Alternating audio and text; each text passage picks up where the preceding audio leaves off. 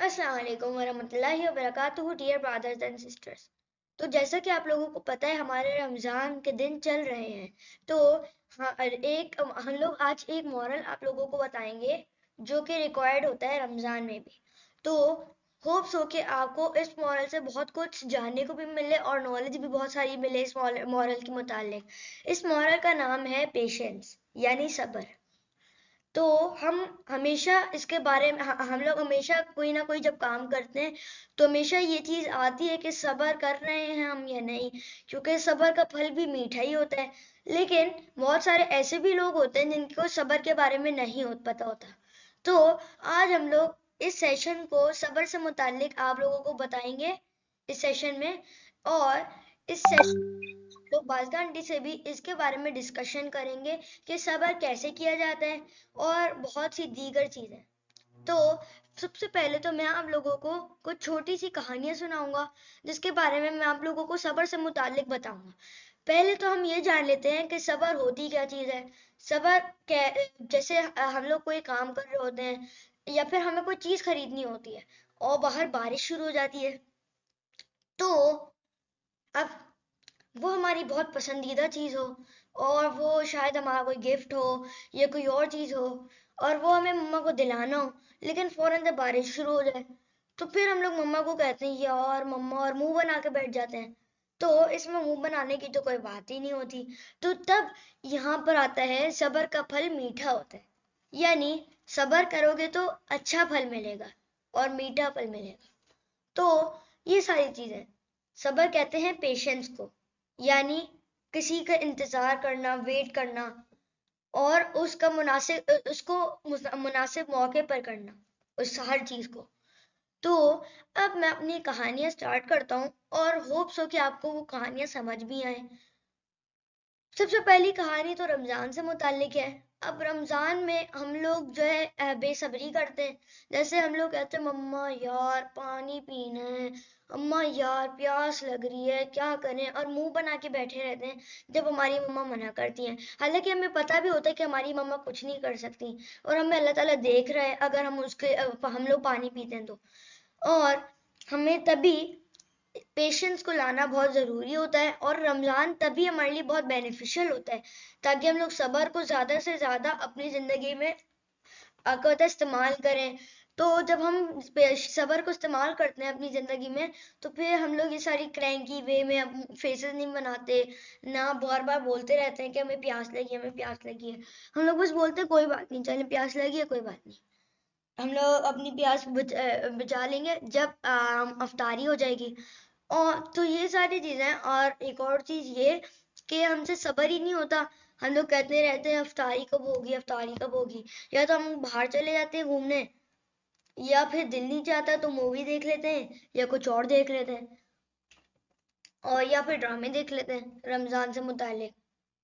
तो ये सारी चीजें मुझे तो आप लोगों को बताना था इसके बारे में। और जो दूसरी कहानी है मेरी वो ये है कि अब मैं आपको ये कहानी असली वाली है, ये कहानी कि देखे दो फौजी होते हैं जो पुराने जमाने में किसी कंट्री में काम करते हैं।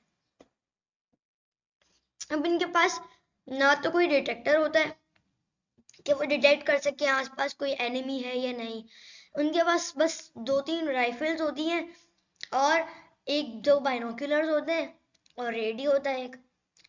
तो वो एक जगह पे छुप कर बैठ जाते हैं और देर तक फौजियों का इंतजार करते हैं कि कोई फौजी आए दुश्मन तो उस पर हमला कर दें।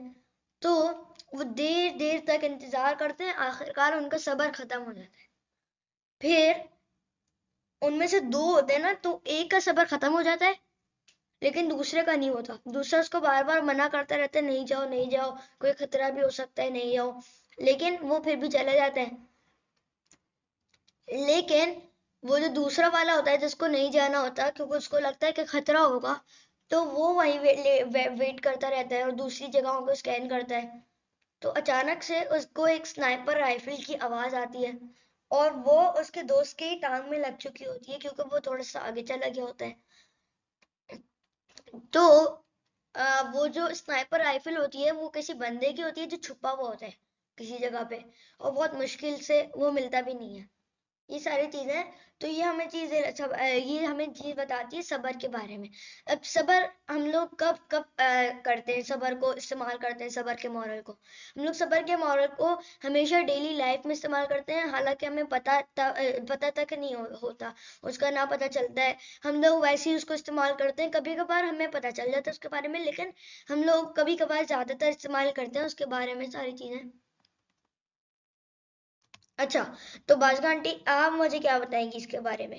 تو پہلے ہم لوگ بازگاہ آنٹی سے سلام کر لیتے ہیں. ڈیئر برادرز اینڈ سسٹرز، السلام علیکم ورحمۃ اللہ وبرکاتہ. بازگاہ آنٹی آپ کیسی ہیں؟ وعلیکم السلام ورحمۃ اللہ وبرکاتہ. الحمد للہ میں ٹھیک ہوں، آپ کیسے ہیں؟ میں بھی ٹھیک ہوں بازگاہ آنٹی. تو آپ کیا کہیں گی جو میں نے ابھی بتایا اپنے دوستوں کو، جو جی، کہانی بتائی؟ آپ نے بہت اچھا ایکسپلین کیا. اور صبر جو ہے یہ تو بہت ہمارے ایمان کا حصہ ہے. صبر کرنے کی بہت درجات ہیں. جو لوگ صبر کرتے ہیں اللہ تعالیٰ ان کو بہت سے درجات سے نوازتے ہیں. اور قرآن پاک سے بھی ہمیں پتہ چلتا ہے، اور نبی صلی اللہ علیہ وسلم کی احادیث سے اور صحابہ کرام کی زندگی سے ہمیں صبر کا ہی تو درس ملتا ہے. یہ اتنی بڑی چیز ہے.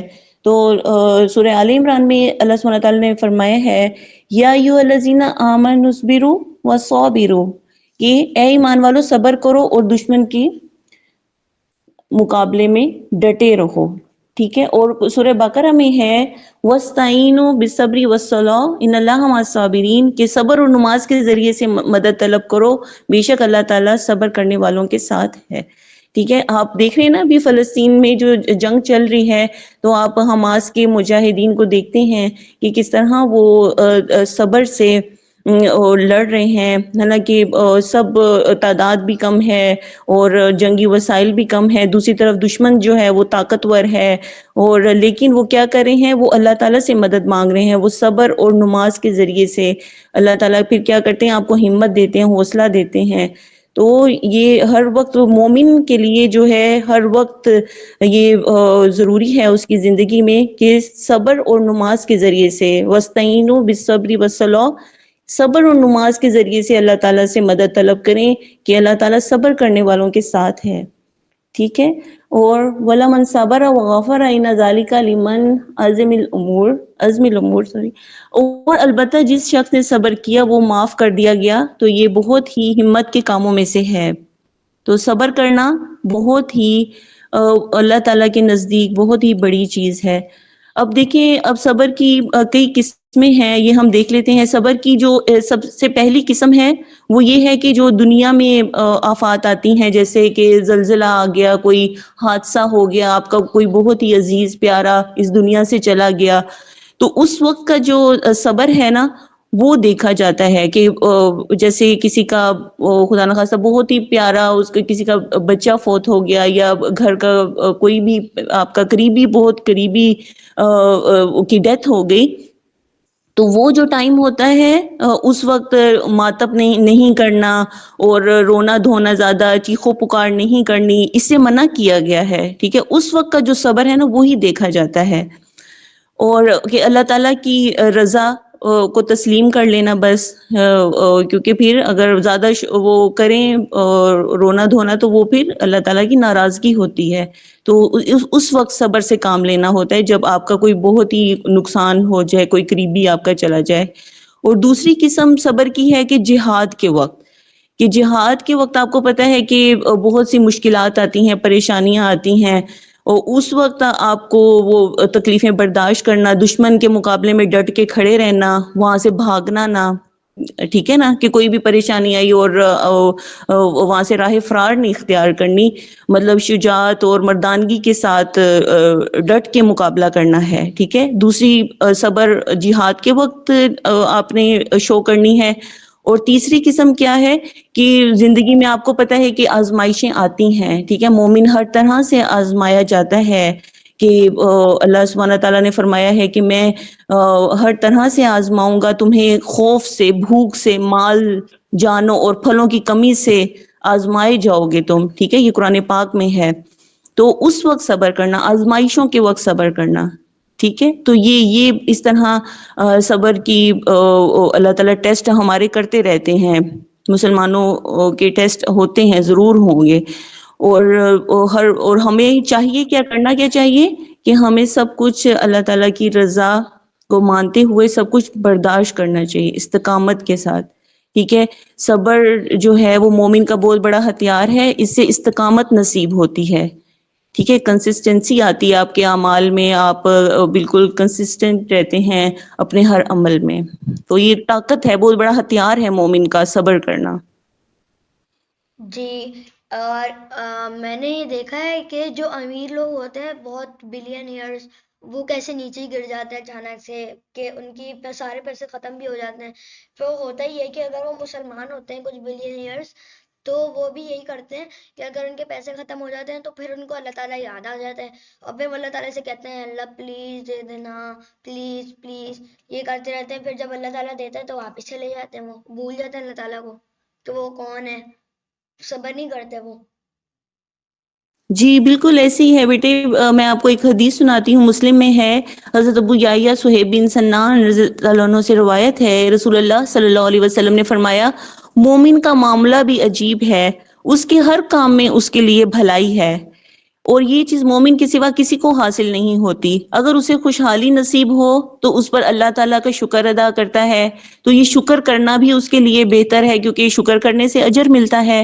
اور اگر اسے کوئی تکلیف پہنچے تو صبر کرتا ہے، اور یہ صبر کرنا اس کے لیے بہتر ہے، کیونکہ صبر کی بجائے خود نیک عمل باعث اجر ہے. ٹھیک ہے، یعنی کہ مومن پر جب خوشحالی آتی ہے، جب وہ پراسپیرٹی کی حالت میں ہوتا ہے، تو تب وہ شکر کر رہا ہوتا ہے اللہ تعالیٰ کے کہ اللہ آپ نے مجھے اتنی نعمتیں دی ہیں، اس پہ شکر ادا کر رہا ہے، پھر بھی اس کو ثواب مل رہا ہوتا ہے، اجر مل رہا ہوتا ہے. اور جب اس پہ کوئی مصیبت آتی ہے، کوئی تکلیف آتی ہے، تو پھر کیا کرتا ہے، وہ صبر کرتا ہے، اور صبر کرنے پہ پھر اس کو اجر مل رہا ہوتا ہے. تو کتنی بڑی بات ہے نا، مومن کو ہر طرح سے فائدے ہی فائدے ہیں جب آپ اللہ تعالیٰ کی لیے سب کچھ برداشت کر رہے ہوتے ہیں کہ اللہ تعالیٰ ہی مجھے اس مشکل سے نکالیں گے، تو پھر اس کا اجر ملتا ہے. اور کوئی بھی بے شک دنیا کا جتنا بڑا سے بڑا آپ کا نقصان ہو جائے، بزنس میں، آپ کی جاب میں جاب چلی جائے، بزنس ختم ہو جائے، یا آپ کا کوئی جان سے پیارا چلا جائے، ہر جتنی سی بھی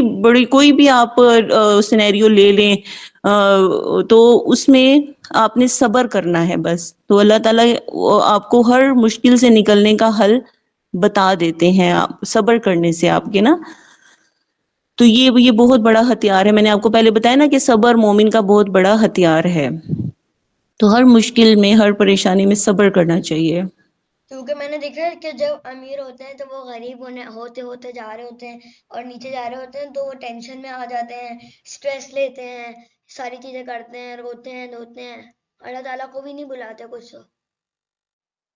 جی بیٹی، اسی لیے تو اللہ تعالیٰ سے کنیکشن ہمارا بنانا بہت ضروری ہے، کیونکہ آپ کو پتہ ہے لائف بالکل ہی، وہ کہتے ہیں نا کہ life is not a bad of roses, کہ ہر وقت نہیں زندگی اچھی چل رہی ہوتی، مشکلات آتی ہیں ضرور.